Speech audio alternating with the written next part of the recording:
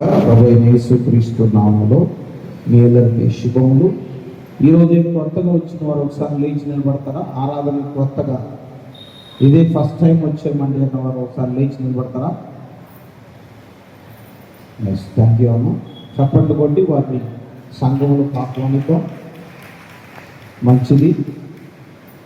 దేవుని సన్నిధికి రండి, దేవుని యొక్క దేవుని పొందవలసిందిగా ప్రేమతో మీతో. థ్యాంక్ యూ అమ్మ. God bless you. కూర్చోండి. Thank you. దేవునికి స్తోత్రం కలుగును గాక. దేవుని సన్నిధికి, దేవుని యొక్క సన్నిధిలో గడపడానికి మీరు వచ్చినందుకు ప్రేమతో మీ అందరికీ హృదయపూర్వక ధన్యవాదములు. మంచిది. దేవునికి స్తోత్రం కలుగును గాక.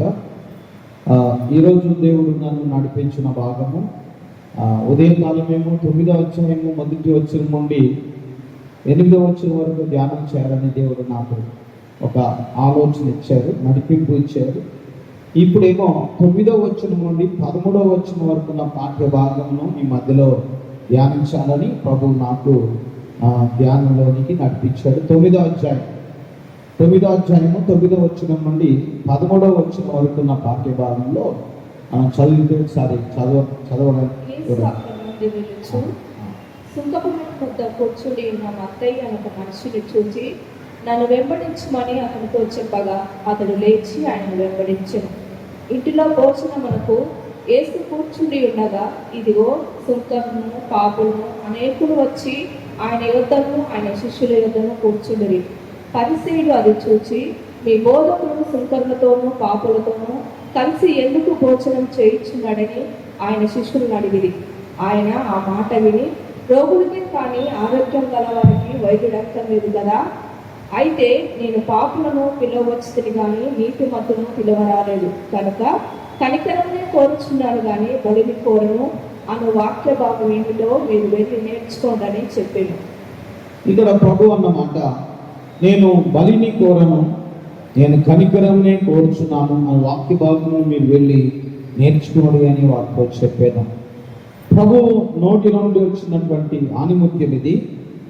ఎందుకు అంటే ప్రభు వారికి జ్ఞాపకం చేస్తూ, పరిసయ్యులు శాస్త్రులు సద్దుకరైన వారు యేసు ప్రభువులో ఎక్కడ తప్పు దొరుకుతుందా ఆయనని ఖచ్చితంగా ఇబ్బంది పెడదాం, లేకపోతే ఆయనని ఏదో ఒక జనాలలో ఈయన మంచోడు కాదు, ఈయనలో ఏ మంచి లేదు అని ప్రజలలో ఆయన గురించి చెడ్డ సమాచారాన్ని ప్రచురిస్తున్నటువంటి పరిసయ్యులు శాస్త్రులు సద్దుకైన ఆయన ఏమో మంచి పని చేసుకుంటూ వెళ్ళిపోతూ ఉన్నాడు, వెనక ఏమో వీళ్ళు గొయ్యి తవ్వుకుంటూ వస్తున్నారు.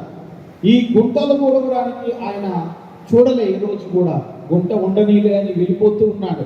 కానీ వారు చాలా విషయాల్లో ప్రభుత్వం కలిసి వారు చాలా ఆశీర్వాదాన్ని కోల్పోయారు. ఈరోజు మన జీవితంలో కూడా ఇలాంటి సందర్భాలు మన జీవితంలో ఉండవు. చాలా మనం మంచి చేస్తూ ఉంటాం, ఆ వెనకాల ఏదో ఒకటి జనులు ఏదో ఒకటి చేస్తూ ఉంటారు. కానీ ఒకటి మాత్రం వాస్తవం, మంచి చేసే వారి వెంట మంచి ఉంటుంది. మంచిని మనం విత్తుతున్నాం కాబట్టి మంచి పంటను మనము వస్తాం. మంచిని చేసే కొద్దీ మంచి మన వెంట వస్తుంది, చెడు మన వెంట రాదు. గుర్తుపెట్టుకోండి, ఎప్పటికైనా మంచి చేయడానికి మనం ఇష్టపడితే, మంచి కొరకు మనం నిలబడితే ఆ మంచి మనల్ని భద్రంగా దేవుని సన్నిధిలో నిలబెడుతుంది. ఇక్కడ యేసుక్రీస్తు వారు పరిసయ్యులతోనూ శాస్త్రులతోనూ మాట్లాడుతూ ఆయన వారితో అన్న మాట ఏంటంటే, అయ్యలారా ఇదిగో గుర్తుపెట్టుకోండి, నేనేదో ఒక గొప్ప కార్యం కొరకు చేయట్లే కానీ నేను బలులు కోరేవాడిని కాదు, కానీ నేను కనికరమునే కోరుచున్నాను. కనికరాన్ని గురించి ఎందుకు ప్రభు ఇక్కడ ఎక్స్పోజ్ చేశాడు? అసలు కనికరం అనే విషయాన్ని గురించి ఎందుకు జ్ఞాపకం చేయాల్సి వచ్చింది? ప్రభు ఆ విషయం మీరు వెళ్ళి నేర్చుకోండి అని ఎందుకు చెప్పాడంటే, ఇదే మాట మనం చూస్తే హోషేయ గ్రంథం 6వ అధ్యాయం 6వ వచనంలో ఈ మాట ఉంది. ఒకసారి చదువుదామండి. ఒకసారి హోషేయ గ్రంథం 6వ అధ్యాయం 6వ వచనం. కనికరమునే కోరుచున్నాను, దహన బలి కంటే దేవుని గూర్చిన జ్ఞానము నాకు ఇష్టమైనది. దహన బలుల కంటే దేవుని గూర్చిన జ్ఞానము నాకు ఇష్టమైనది. ప్రియమైన దేవుని బిడ్డలారా, దేవుని గురించిన జ్ఞానం నేను ఎక్కడ తీసుకెళ్ళి నిలబెడుతుంది? దేవుని దగ్గర తీసుకెళ్ళి నిలబెడుతుంది. చిన్నపిల్లల్ని సర్వీస్ పంపించండి, మీ దగ్గర ఉంచుకుంటే వాళ్ళు వినరు, మిమ్మల్ని విన్నారు. ప్లీజ్ ఈ విషయంలో తల్లిదండ్రులు సహకరించవలసింది కోరుతున్నాం. ఒక పిల్లోడు బయటకు వెళ్తున్నాడు, ఎవరైనా ఒకరు అక్కడ ఉండన్నా ఆ పిల్లోడన్నా క్యాచ్ చేసి తీసుకెళ్ళి ఇంట్లో ఉన్న సండే స్కూల్లో ఉన్న అప్పగించండి. మీ వల్ల కాకపోతే సండే స్కూల్లో టీచర్స్ ఉన్నారు, వారు చూసుకుంటారు, మంచిది. ఈ యేసుక్రీస్తు వారు చెప్పినటువంటి ఆ విషయాన్ని హోషియా ప్రవక్త కూడా జ్ఞాపకం చేశాడు. వాస్తవమే, ఆ హోషియా ప్రవక్త యొక్క విధానం ఏంటంటే ఆయన కూడా ఎరిగాడు ఏంటంటే, ఒరే నాయన, బలులు ఇవ్వడం ద్వారా ఏమీ లేదు, బలుల వలన ఒక మనుషుడు దేవుని దగ్గరికి వస్తున్నాడే కానీ పరిపూర్ణమైన దీవెనలోనికి నడిపించబడలేకపోతున్నాడు. బలి కంటే కనికరం గొప్పది. బలి ఇవ్వడం కంటే నీకు ఉండవలసిన అంటే బలిని ఏమి జ్ఞాపకం చేస్తుంది అంటే, బలి ఏమి జ్ఞాపకం చేస్తుంటే మత సంబంధమైన ఆచార సాంప్రదాయాలు జ్ఞాపకం చేస్తుంది. బలి ఏమి జ్ఞాపకం చేస్తుంటే దేవుని సన్నిధికి మత సంబంధమైనటువంటి ఆచార సాంప్రదాయాలు. మానవుడు ఈ భూమి మీద కట్టుకున్నటువంటి బలిపీఠము ఎలాగో మానవుడు కూడా అలాగే బ్రతుకుతున్నాడు. అది చూచిన యేసుక్రీస్తు వారు లేకపోతే దాన్ని ఎక్స్పోజ్ చేయడానికి యేసయ్య ఒక ఉపమానాన్ని అక్కడ వాడాడు. ఏమి ఉపమానం అంటే మనం చూస్తున్నాం, అంటే ప్రాక్టికల్ గా జరుగుతున్న విషయం. సుంకపు మెట్టు వద్ద కూర్చున్న సుంకర్ని పిలిచి, అయ్యా నువ్వు నన్ను వెంబడించి అన్నాడు. వెంటనే అతగాడు ఆయన్ని వెంబడించడం మొదలు పెట్టాడు. ఈ మత్తయి అనే ఆయననే ఈ మత్తయి సువార్త రాసింది కూడా మనము గమనించవచ్చు. అయితే కొంతమంది పండితులు ఏమంటారంటే, ఎప్పుడైతే ఆయన సుంకపు మెట్టు దగ్గర కూర్చొని లెక్కలు రాసుకుంటూ ఉన్నాడో, లెక్కలు రాసుకునే వ్యక్తి నన్ను వెంబడించమని చెప్పగా అదే పెన్ను పట్టుకొని యేసుని వెంబడించాడు. మత్తయి సువార్త అందుకే దేవుడు ఆయన కొరకు ముందుగానే దేవుడు రాయించాడు. అది చరిత్రానుసారమైన సత్యమైన విషయం మనం అంగీకరించాలి. అంటే మత్తయి సువార్త ఎందుకు ముందు రాయబడిందంటే, తన సమర్పణ దేవుడు చూచిన తర్వాత, తన అర్పణ దేవుడు చూసిన తర్వాత, అయ్యా నీవు చేసిన పనికి నేను నా స్థానంలో ముందు స్థానాన్ని నేను నీకు ఇస్తా, ఫస్ట్ ప్రయారిటీ నేను నీకు ఇస్తా. చూచారా ఎంత నమ్మకమైన దేవుడు. మత్తయి సువార్తికుడు తన ఉద్యోగాన్ని విడిచిపెట్టాడో, తన స్థితిని విడిచిపెట్టాడో, తన హోదాన్ని విడిచిపెట్టాడో, అన్ని విడిచిపెట్టి ప్రభు కొరకు అన్ని విడిచిపెట్టి ప్రభువుకు వెంబడించడానికి ప్రభువుతో కలిసి ప్రయాణం చేయడం. ఆయన నన్ను వెంబడించమనగా అక్కడ ఏముంది, యేసు అక్కడ నుండి సుఖం పెట్టినతో కూర్చున్న మత్తయిని నన్ను యేసు ఆ మనుషుని చూసి నన్ను వెంబడించమనగా అతనితో చెప్పగా అతను లేచి ఆయనను వెంబడించి, ఇంకొక మాట చెప్పలే, ప్రభువా ఉండయ్యా లెక్క చెప్పాలి, లెక్క చెప్పి నేను వస్తానని చెప్పలే. వెంటనే అంటే తన విద్యను, తనకున్న టాలెంట్ ని దేవుడు వాడుకొని మత్తయి సువార్త ముందు రాయడానికి దేవుడు ఉపయోగించుకున్నాడు. గుర్తుపెట్టుకో, కనికరం అంటే దేవుడు తన కనికరంతో నింపి నీ ఆచార సాంప్రదాయాలు, నువ్వు చేసే మంచి పనులు కాదు, ఆయన కనికరం కొరకు మనం కనిపెట్టు కొలది ఆయన చేతిలో బలమైన పాత్రమైన దేవుడు వాడుకుంటాడు. అంటే ఆయన ఉద్దేశం ఏంటంటే, కనికరం అంటే ప్రేమతో నిండిన హృదయాన్ని జ్ఞాపకం చేస్తున్న విషయం. ప్రేమతో నిండిన హృదయం. యేసుక్రీస్తు వారు మత్తయిని పిలుస్తున్నప్పుడు ప్రేమతో పిలిచాడు. ప్రేమతో పిలిచాడు కాబట్టి హృదయపూర్వకముగా తన్ను తాను దేవునికి అప్పగించుకోవడానికి కష్టపడ్డాడు. ఉద్యోగాన్ని విడిచిపెట్టాడు, తన స్థితిని విడిచిపెట్టాడు, అన్ని పక్కన పెట్టి ప్రభుని వెంబడించడానికి అతడు ఇష్టపడ్డాడు. దీంట్లో దేవుని హృదయపూర్వకమైన ప్రేమ, అదే కనికరం అనే విషయాన్ని జ్ఞాపకం చేస్తున్నాడు. అంటే దాంట్లో కొన్ని మాటలు జ్ఞాపకం చేస్తా. కనికరం అంటే దేవుని స్వభావ ప్రతిబింబము అనేది ఒక దైవజనుడు జ్ఞాపకం చేస్తారు. దేవుని స్వభావ ప్రతిబింబమును మనం ఈ భూమి మీద కలిగి ఉండడం అంటే, దేవుని స్వభావాన్ని కలిగి ఉండి దేవుని స్వభావంలోనికి మనం ప్రవేశించి దేవుని స్వభావం మనలోకి వచ్చే కొలది ఆయన యొక్క మహిమ కొరకు ప్రతి స్థలంలో వాడబడుతున్నప్పుడు ఆయనకు మాత్రమే మహిమ. గుర్తుపెట్టుకో ప్రియమైన దేవుని మీద, కనికరం అనేది ఒకవేళ నీకు ఉచితంగా అనుగ్రహించబడింది అంటే, కనికరం అంటే కృప, దయ, ఇవన్నీ గుర్తుకు రావాలి.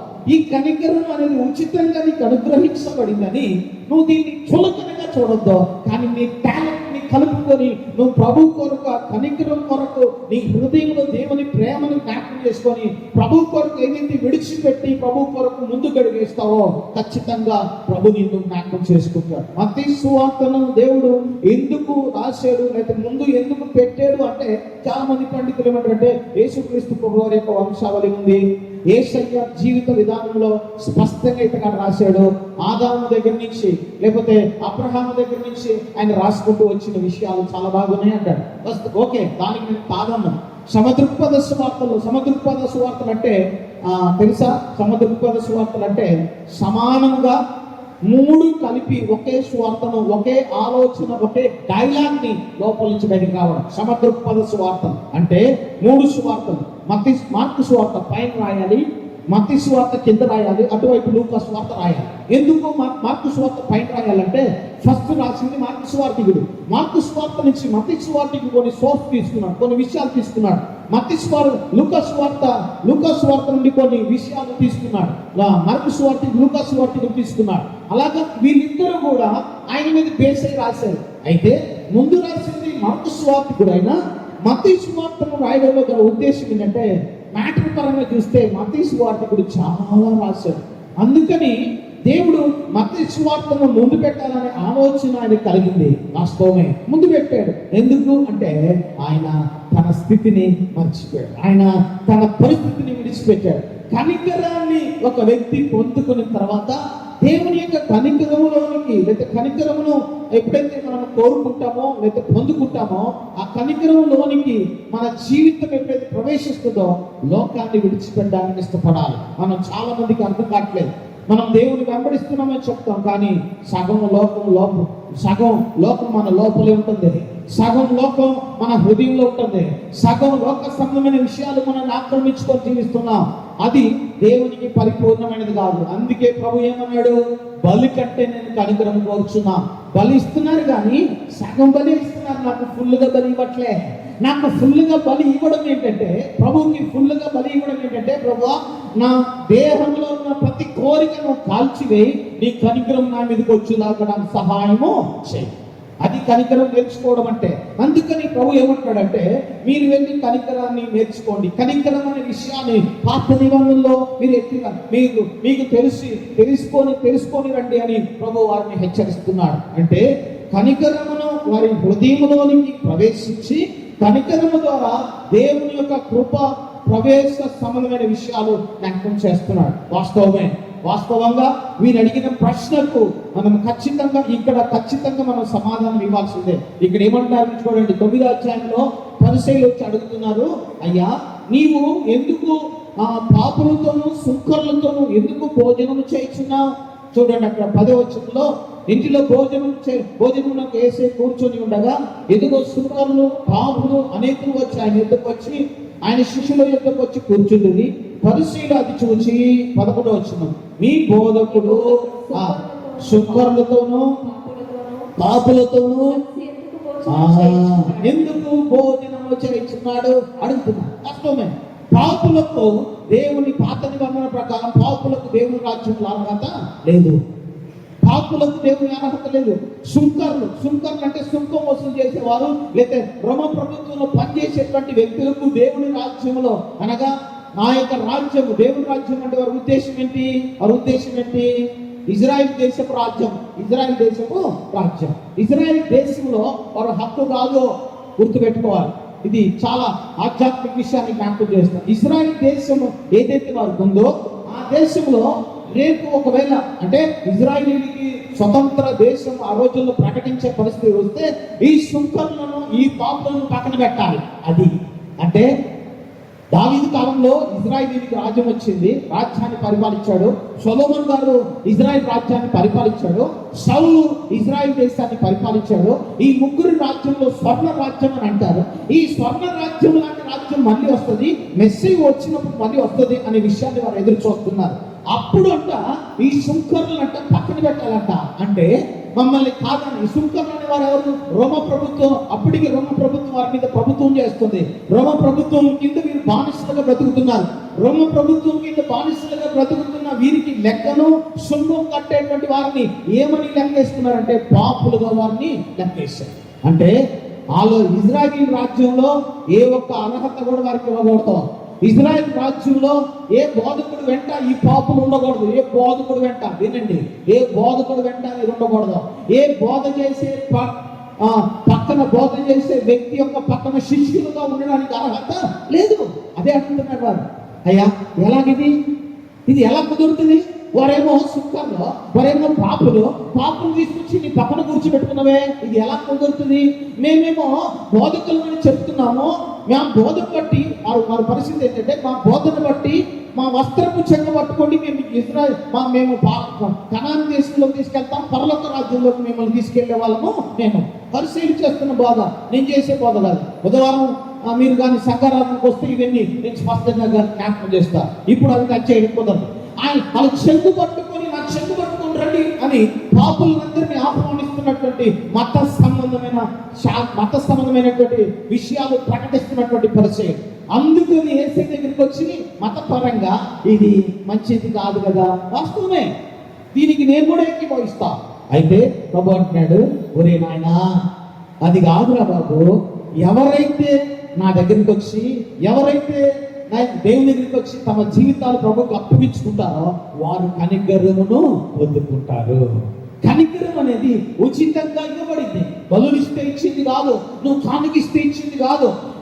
నువ్వేదో దేవుని దగ్గరికి వచ్చి నీ టాలెంట్ ఉపయోగించి నువ్వేదో గొప్ప పని చేసి నేను దేవుని కోసం చేసినట్టు అది కుదరనే కూడా పక్కన పెడతాడు దేవుడు. గుర్తు పెట్టుకో, మన దగ్గర తాకాడితే కుదరదు. మనకన్నీ ఆయనకు అన్ని తెలుసు. నీ జీవితంలో నా జీవితంలో ఏమి ఉన్నాయని తెలుసు. పౌలు భక్తుడు కూడా అంటాడు, నేను క్రీస్తు కోసం సమస్తము నష్టపరుచుకున్నా, నా టాలెంట్ అంతా పక్కన పెట్టా, ప్రభు కొరకు నేను పనిచేస్తా. ఇది కాన్సెప్ట్. ఇది ధర్మశాస్త్ర ప్రకారము, కొత్త నిబంధన ప్రకారము ఏ వ్యక్తి కూడా దేవుని కనికరమును పొందుకున్న తర్వాత, దేవుని కనికరమును అనుభవించిన తర్వాత కృపలోనికి ప్రవేశించాలి. అది విషయం. కృపలోనికి ప్రవేశించాలి.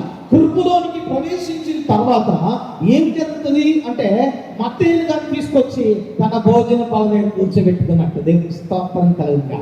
అది సంగమా, ప్రభు అంటున్నాడు, ఈరోజు నువ్వు లోకాన్ని విడిచిపెడితే, లోక సంబంధమైన విషయాలను విడిచిపెడితే, లోక సంబంధమైన పాపాన్ని విడిచిపెడితే, లోక సంబంధమైనటువంటి బంగారము కానీ వెండి కానీ మనుషులను నీ హృదయంలో విగ్రహముగా పెట్టుకొని ఆరాధిస్తున్న విషయాలు కానీ విడిచిపెడితే, నాతో కలిసి నీకు భోజనం చేయడానికి అర్హత నేను ఇస్తా. భోజనం చేయడం అంటే ప్రభు ప్రతిరోజు మా ఇంటికి వచ్చి నువ్వు కూడా భోజనం చేస్తావు కాదు, వాక్యము నీకు అందజేయడం. భోజనము అంటే భోజన పానాల గురించి జ్ఞాపకం చేయడం కాదు. అక్కడ ప్రభు, అక్కడ పరిశీలు శాస్త్రులు అడిగినటువంటి ఆ ప్రశ్న ప్రకారము సుక్కర్లు పాపులతో కలిసి ఆయన భోజనం చేస్తున్నాడంటే వారికి బల్ల అంటే, అక్కడ మీరు చూస్తున్న ఈ పాఠ్య భాగాన్ని మీరు ఒకసారి చూస్తే అక్కడ ప్రభు వారితో కలిసి ఏం చేస్తున్నాడు? ప్రభు వారితో కలిసి 10వ వచనంలో ఇంటిలో భోజనం మనం చేసే కూర్చొని ఉండగా పాపులు అనేకులు వచ్చి ఆయన శిష్యుల వద్దను కూర్చుండి, పరిసయ్యులు అది చూచి మీ బోధకుడు సుంకర్లతోనూ పాపులతోనూ కలిసి ఎందుకు భోజనం చేస్తున్నాడు? పాపులతో సాంగత్యం యూదులకు లేదు కదా, పాపులతో సుంకర్లకు లేదు కదా, ఎందుకు భోజనం చేస్తున్నాడు? ఓరే నాయనా, వాళ్ళు అంత కలిసి భోజనం చేస్తే కనికరాన్ని వారికి ఇస్తున్నా, కృపలోనికి వారు ప్రవేశించారో, కృపలో ఎప్పుడైతే అనుభవించడానికి ఇష్టపడ్డారో తమ జీవితంలో ఆ కృపను అర్హతను పొందుకున్న తర్వాత నాతో కలిసి భోజనం చేస్తారు. కొన్నిసార్లు మీరు బాగా ప్రార్థన చేయండి, వ్యక్తిగతంగా తలుపేసుకోండి, ఏదైనా రూములకి వెళ్ళి తలుపేసుకోండి, గడి పెట్టుకోండి, బాగా స్తుతించండి, బాగా దేవుని ఆరాధన చేయండి. అంతగా ఉంటే బడ్స్ కానీ లేకపోతే ఏమైనా పెట్టుకొని ఒక పాట పెట్టుకొని ఆరాధన చేయండి. ఎవరు మిమ్మల్ని చూస్తున్నారు అనుకోవద్దు, ఆరాధన చేయండి, ఒక వాక్యం చదవండి, దేవుడితో మాట్లాడడం మొదలు పెట్టాడు. వాస్తవం ఇది. భోజనం చేయడం అంటే శారీరకమైన భోజనాన్ని ప్రభు జ్ఞాపకం చేసి అక్కడ నీతో కలిసి వాక్య ధ్యానం చేస్తున్నప్పుడు నిన్ను వాక్యంలో నీ భాగం ఏంటో నీ జ్ఞాపకం చేయాలి.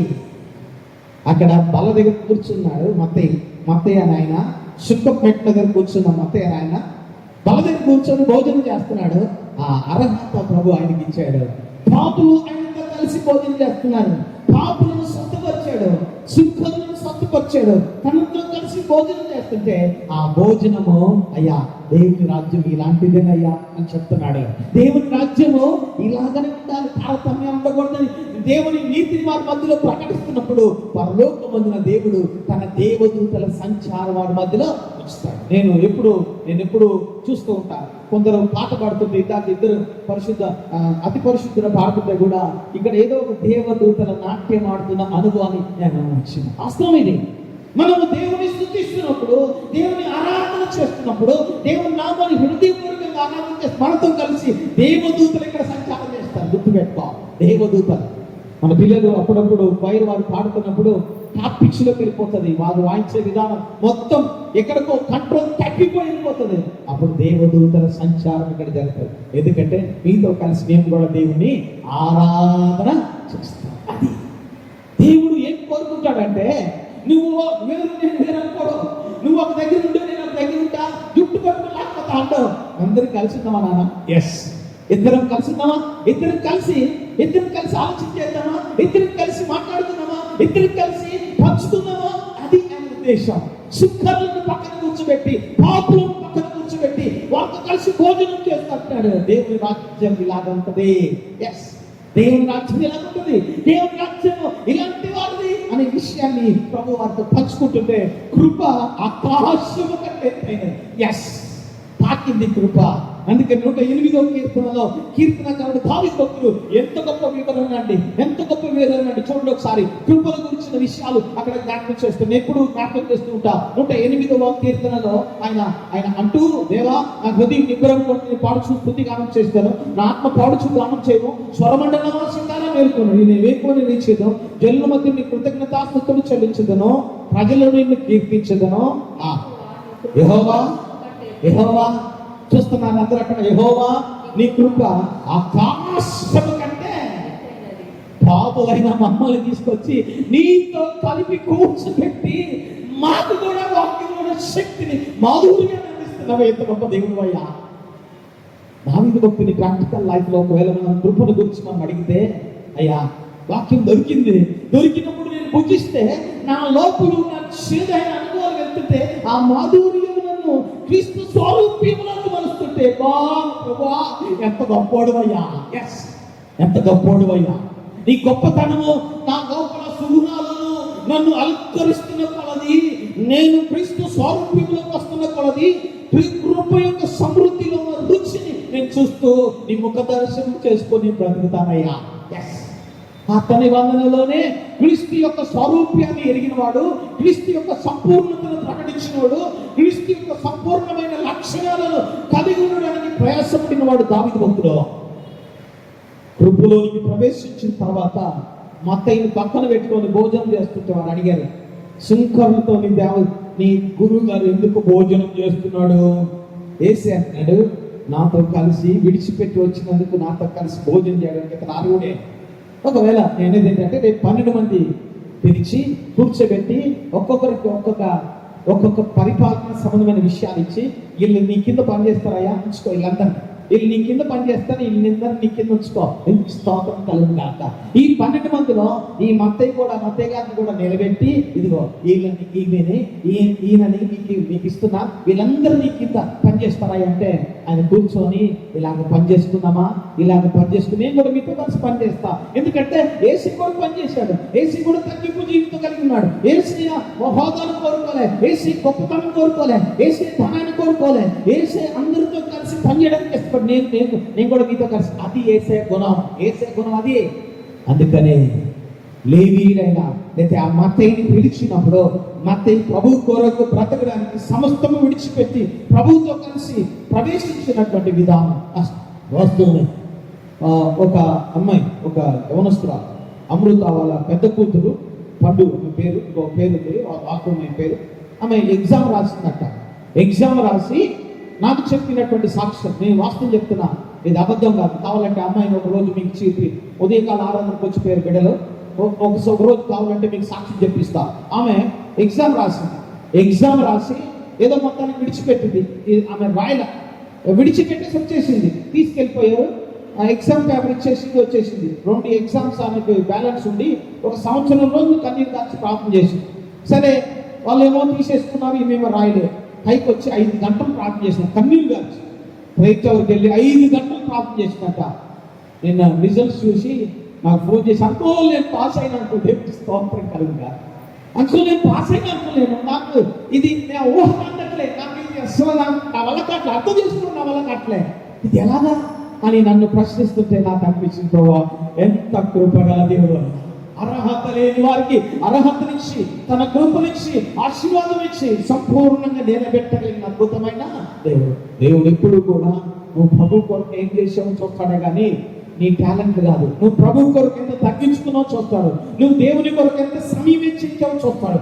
దేవుని మందిరంలో దేవుని సన్నిధిలో నువ్వు ఎంతైతే ఖర్చు పెట్టావో దాన్ని ఖచ్చితంగా ప్రభు నేను చూస్తాడు. అందుకని కృపలోనికి ప్రవేశించిన తర్వాత శిక్ష లేదు. కృపలోనికి ప్రవేశించిన తర్వాత ఈ భూమి మీద సంపూర్ణ ఆశీర్వాదం పొందుకోవడానికి ప్రభు మనం పిలిచాడు. గుర్తుపెట్టుకో దేవుని బిడ్డ, దేవుడు కోరుకునేది ఏంటంటే కృపలోనికి మనం ప్రవేశించిన తర్వాత కృప యొక్క సమృద్ధి మన మీద పనిచేసే కొద్దీ ఆయనతో కలిసి మనం భోజనం చేస్తాం.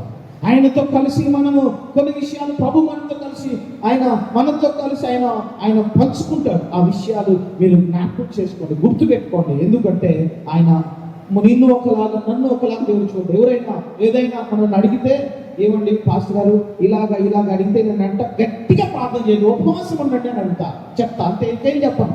నేను ప్రార్థన చేస్తే ఇంకో దగ్గరికి వెళ్ళి ప్రార్థన చేసుకోండి అని చెప్పను. నేనేం చెప్తానంటే గట్టిగా ఉపవాసం ఉండి ప్రార్థన చేసుకోండి. నీకు దేవుడు ఎలాగో నాకు దేవుడు అంతే. నన్ను పిలిచిన దేవుడు, నేను నేర్పరచుకున్న దేవుడు ఒకడే. ఆయనలో ఏ మార్పు లేదు. నన్ను ఒకలాగా చూస్తాడు, నిన్ను ఒకలాగా. ఆ పక్షపాతం ఆయన దగ్గర లేదు. తన ఇంటిలోకి వచ్చిన వారికి శిక్షణని తప్పించి ఆయన పాపం నీ మీద ఎలుబడి చేయకుండా ఆశీర్వాదంలో తన ఇంటి భాగంలో ఉంచుకోవాలని ఆయన ఉద్దేశం. అందుకే 108వ కీర్తన ఒక భాగం ఒక విషయాన్ని అంటాడు. చదువు ఒకసారి 108వ కీర్తన 7వ వచనం మనం చూస్తే, తోడని దేవుడు మాట ఇచ్చి ఉన్నాడు ప్రకాశించెదను, షెకెమును పంచిపెట్టెదను, షెకెమును పంచి, అదే మాట, షెకెమును పంచిపెట్టెదను. ఇది కనికరములోనికి వచ్చిన తర్వాత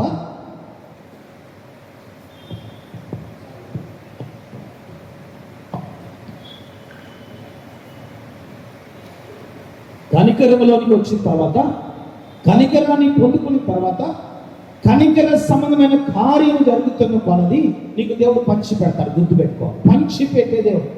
నేను ఒక దగ్గర కూర్చోబెట్టి నువ్వు వద్దు నాకు అని అండ, నువ్వు అలిగినా, నువ్వు పక్కకున్నా, నువ్వు రాకపోయినా, నువ్వు ప్రార్థన చేయకపోయినా నేను నీకు పంచి పెడతా బిడ్డ. నా మనసు ఒకటే, ఎస్, ఈరోజు నీ మీద అలిగినట్టు రికార్డ్ ఎక్కడా లేదు. రేపు అక్కడికి వెళ్ళిన తర్వాత చూసుకుందాం. మనం కొన్నిసార్లు దేవుని మీద అలుగుతాం. నేను కూడా కొన్నిసార్లు అలుగుతా దేవుని మీద, ప్రార్థన చేయను. నేను ప్రార్థన చేయను, నువ్వు నాతో మాట్లాడలేదని అలిగి కూర్చుంటా కొన్నిసార్లు. నీకు బుద్ధి ఉందా అంటే మళ్ళీ ప్రభు నన్ను క్షమించిన బతిమాడు అంటే దేవుని సన్నిధిలో నువ్వు అలిగినా, నువ్వు ఒకవేళ దేవుని దగ్గరికి రాకుండా నీకు లోకంలో సమయం అంతా వెచ్చించుకొని అన్ని పనులను ముగించుకొని చివరిలో ప్రభా అన్ని కాలే అప్పుడు నీ దగ్గరికి వచ్చిన పర్వాలేదా నీ కార్యం చేస్తారా, అది నా ఉద్దేశం. తన ఇంటిలో నిన్ను ఉంచుకొని తన ఇంటిలోని భాగం నీకు ఇచ్చి, అక్కడ ఏమంటున్నాడు చూడండి ఒకసారి 7వ వచనంలో నేను షెకెమును పంచిపెట్టేదను. షెకెము అనే మాటకు ఇజ్రాయెల్ దేశం యొక్క సంపూర్ణత జ్ఞాపకం చేస్తూ, అది షెకెము అంటే భుజము అంట. భుజాన్ని గురించి ఎందుకు జ్ఞాపకం చేశాడు అంటే, ఈరోజు మన జీవితంలో ఆయన మన ప్రతి విషయంలో, మన ప్రతి భాగంలో ఆయన కూడా భుజం పెట్టి మోయడానికి ఇష్టపడతారు కొన్నిసార్లు. అందుకనే షెకెము పంచిపెట్టడం అంటే భుజము అనగా వీపు మీద భాగము వాడడము, లేకపోతే భారము మోయడము, లేకపోతే బలాన్ని, లేకపోతే బల సంబంధమైన విషయాలను పంచుకోవడము, విషయాలు జ్ఞాపకం చేయబడ్డాయి. ముగ్గురిని ఇక్కడ మీకు జ్ఞాపకం చేయాలని ఇష్టపడుతున్నా. 12వ అధ్యాయం 6-7 వచ్చిన ఆదికాండం ఒకసారి చదువుదామా. 12వ అధ్యాయం 6-7 ఆదికాండం 12వ అధ్యాయం 6-7 వచ్చిన.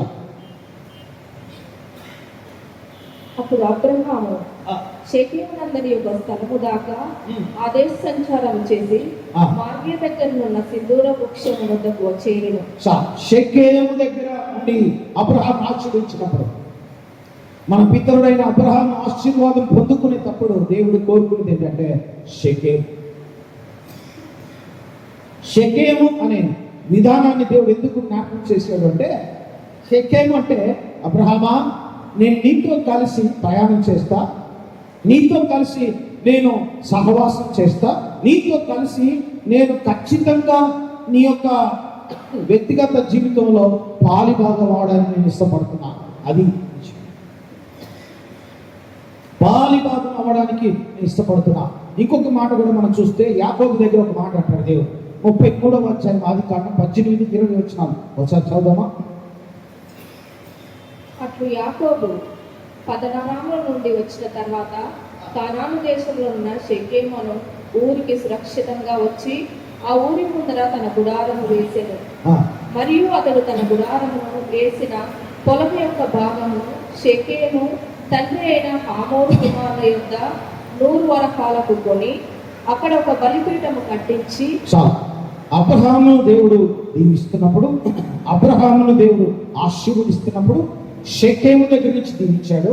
యాకోబుని దేవుడు జ్ఞాపకం చేసుకునేటప్పుడు షెకెము దగ్గర దేవుడు దీవించాడు. చూడండి, అబ్రహాముని పిలిచిన దేవుడు అబ్రహాము సమస్తము విడిచిపెట్టి వచ్చాడు. 2, షెకెము అనే మాట యాకోబు దగ్గర ఎందుకు జ్ఞాపకం చేశాడంటే, యాకోబు యొక్క జీవితంలో విభాగించబడడం. 12 గోత్రాలను దేవుడు విభజించడం, 12 గోత్రాలకు దేవుడు స్థలం ఇవ్వడానికి ఇష్టపడతాం. అదే యాకోబు దగ్గర దేవుడు స్థిరపరిచి. అంటే చూడండి, ఈ 2 భాగాల్లో పిలిచిన దేవుడు, పిలిచాడు దేవుడు.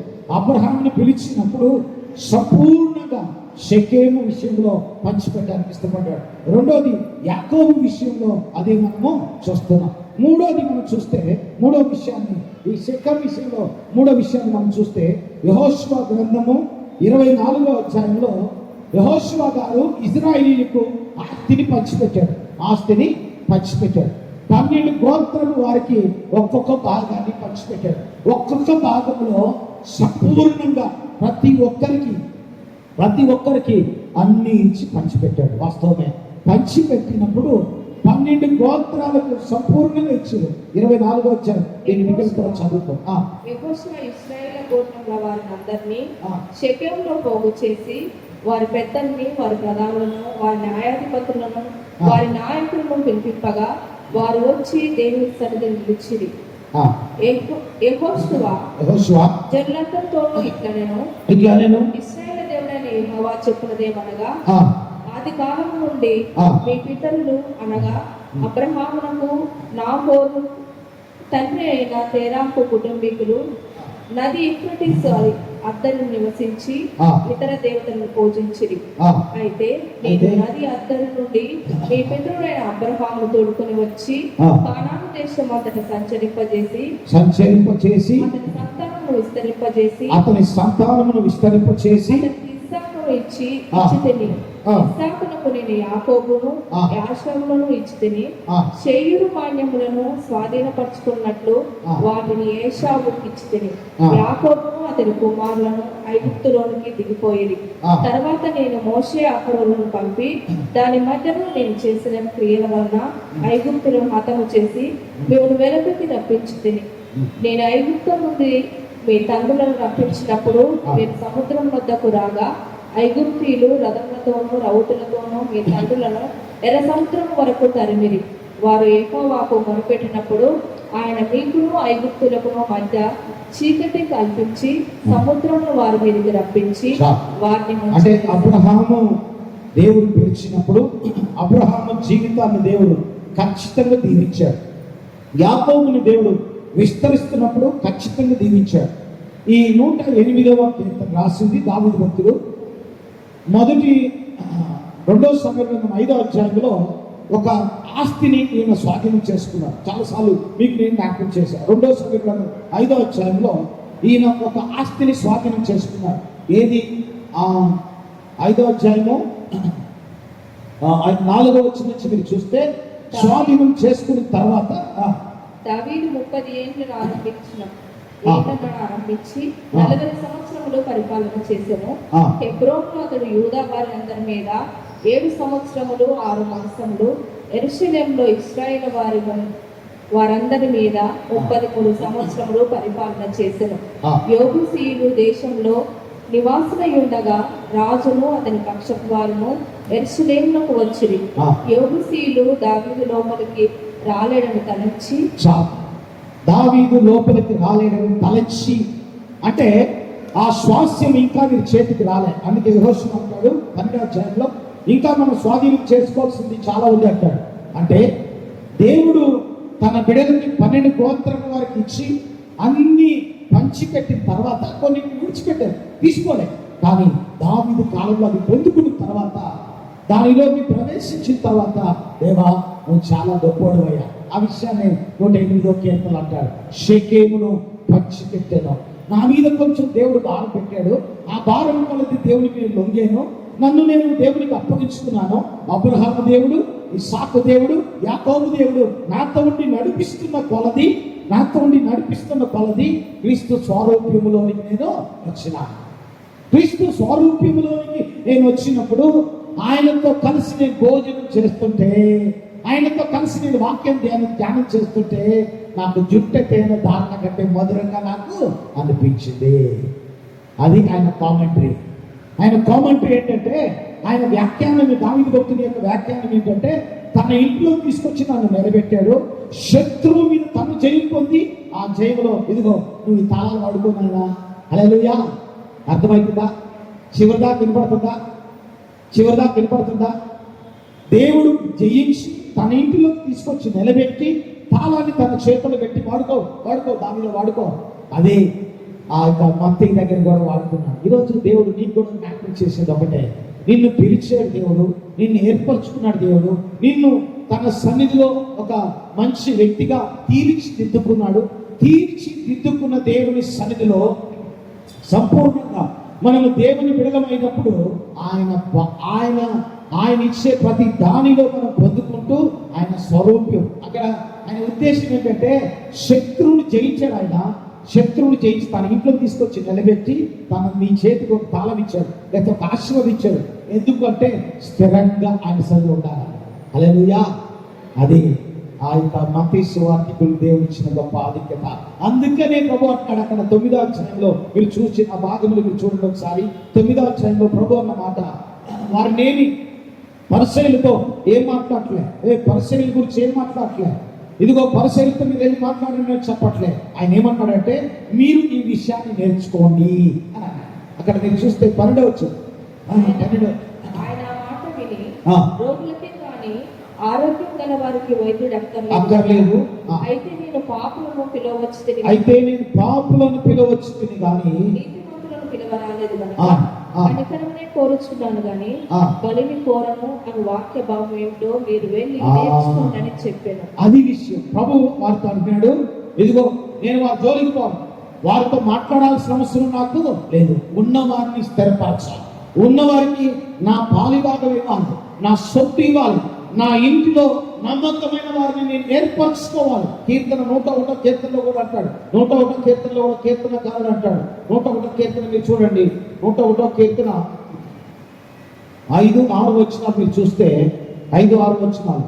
తమ పొరుగు వారిని చాటును దూషించు వారిని నేను సంహరించెదను, ఆకర దృష్టి గల వారిని గర్వించిన హృదయం గల వారిని నేను సంహరింపను. నా యొద్ద నివసించినట్లు దేశంలో నమ్మకస్తులైన వారిని నేను కనిపెట్టుచున్నాను. నిర్దోష మార్గమందు నడుచువారు నాకు పరిచారకులవుదురు. దేవునికి పరిచర్య చేయడానికి తన ఇంట్లో నేను పిలుచుకున్నాడు. దేవుని గుణగణాలు నీలోకి వస్తే శత్రువుని జయించిన దేవుడు నీ చేతికి ఒక తాళం ఇస్తాడు. ఎప్పుడు నీకు కష్టం వచ్చినా ఆ తాళం తెరుచుకొని ఎందుకు ప్రేర్ చేయాలంటే, నీకు కష్టం వస్తే చెప్పుకోవడానికి, నీకు బాధ వస్తే చెప్పుకోవడానికి. నువ్వు అది అలవాటు చేసుకున్నావు అనుకో, నువ్వు లోకంలో ఉండడానికి ఇష్టపడవు. అది విషయం. సంఘము ఈరోజు నేర్చుకోవాల్సింది ఏంటంటే, దేవుని సన్నిధిలో నువ్వు సమయం గడిపే కొద్దీ నీవు అక్కడికి వెళ్ళిన తర్వాత ఇక ప్రభువా ఇది తరబిదిస్తున్నాడు దేవుడు నీకు. ఈ తరబిదిలో దేవునికి ఎంత లొంగుతావో అక్కడ దేవుడిని అంత వాడుకుంటాడు. నువ్వు ఎప్పుడైతే నా ఇల్లు, నా కుటుంబం, నా బిడ్డలు, నా ఆస్తి, నా సమస్తం అనుకో తిరుగుతావో దేవుడు కూడా నిన్ను పక్కన పెడతాడు. కానీ దేవుని కొరకు కానీ నువ్వు గొప్ప కార్యాలు చేయడానికి నువ్వు దేవునికి అప్పగించుకున్నావు అనుకో, ఖచ్చితంగా నేను ఆయన వాడుకుంటాడు. ఈ భూమి మీద ఉన్నప్పుడు తరిమిదిస్తున్నాడు దేవుడు. గుర్తుపెట్టుకో, తరిమిదిస్తున్నాడు. ఏ తరిమీదు? నా దగ్గర ఎంత సమయం బిడ్డలు గడుపుతారో, నాతో ఎంత సమయాన్ని మీరు వెచ్చిస్తారో, నా ఇంటిలో ఎంత బాగా మీరు పనిచేస్తారు, ఎంత బాగా నా ఇంటిలో తమ్మును తాము సమర్పించుకొని. ఇప్పుడు బిడ్డలు వాయించారు, ఉదయకాలం రమ్మంటే ఉదయకాలం వచ్చారు, ఇప్పుడు రమ్మంటే ఇప్పుడు వచ్చి వాయిస్తున్నారు. వీళ్ళకందరికీ సన్మానం దేవుడు ఇస్తాడు. హల్లెలూయా. మీకంటే గొప్పగా దేవుడు ఎందుకు ఆశించకుండా పని చేస్తున్నారు. అది దేవుని పని చేయడం. దేవుని పని చేయడం ఏంటంటే ఆశించకుండా, రూపాయి దేవుని దగ్గర నుంచి ఎదురు చూడకుండా పని చేయడం.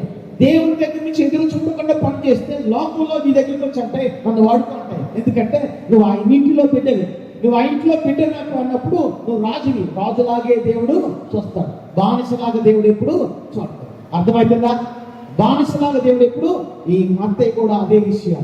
మత్తయిని గురించి మాట్లాడుతూ, మత్తయ్య సొంతము వసూలు చేసుకునే వ్యక్తి కదా, మత్తయ్య వెలివేయబడిన వాడు కదా, నువ్వు తీసుకొచ్చి భోజనం దగ్గర కూర్చోబెట్టి భోజనం పెడుతున్నావు ఏంటి?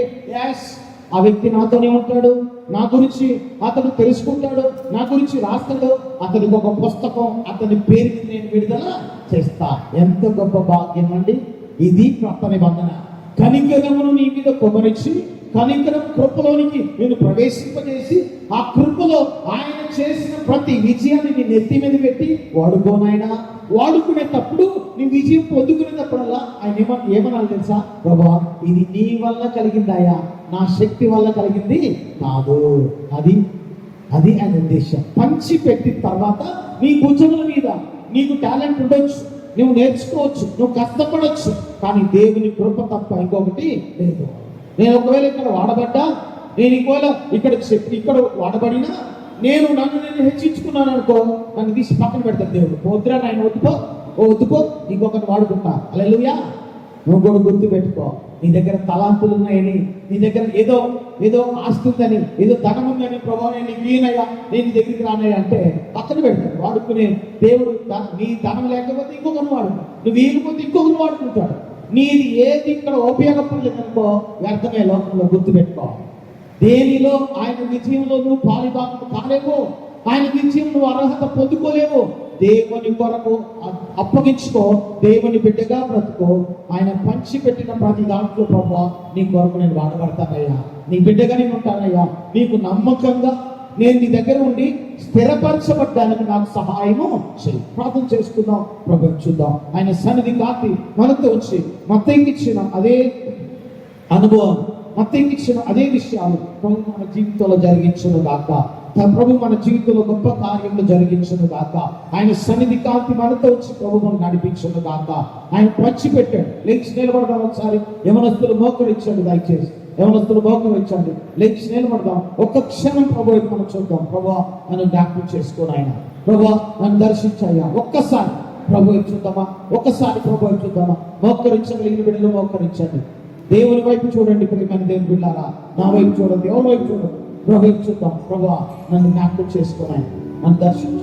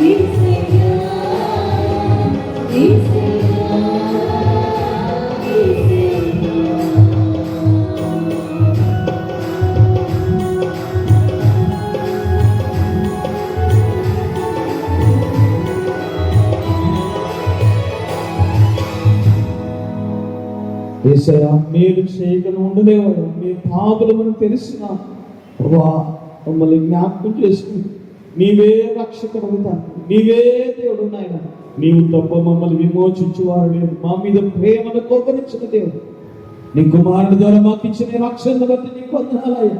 ఏ అర్హత ఉంది ప్రభు నీ దగ్గరికి రావడానికి, ఏ యోగ్యత ఉంది ప్రభు నీ దగ్గరికి రావడానికి అయ్యా. ఏ యోగ్యత లేకపోయినా, ఏ అర్హత లేకపోయినా అయ్యా మమ్మల్ని నీతో సమానంగా చూస్తున్న దేవుడు నాయన. దేవానికి వందనాలు.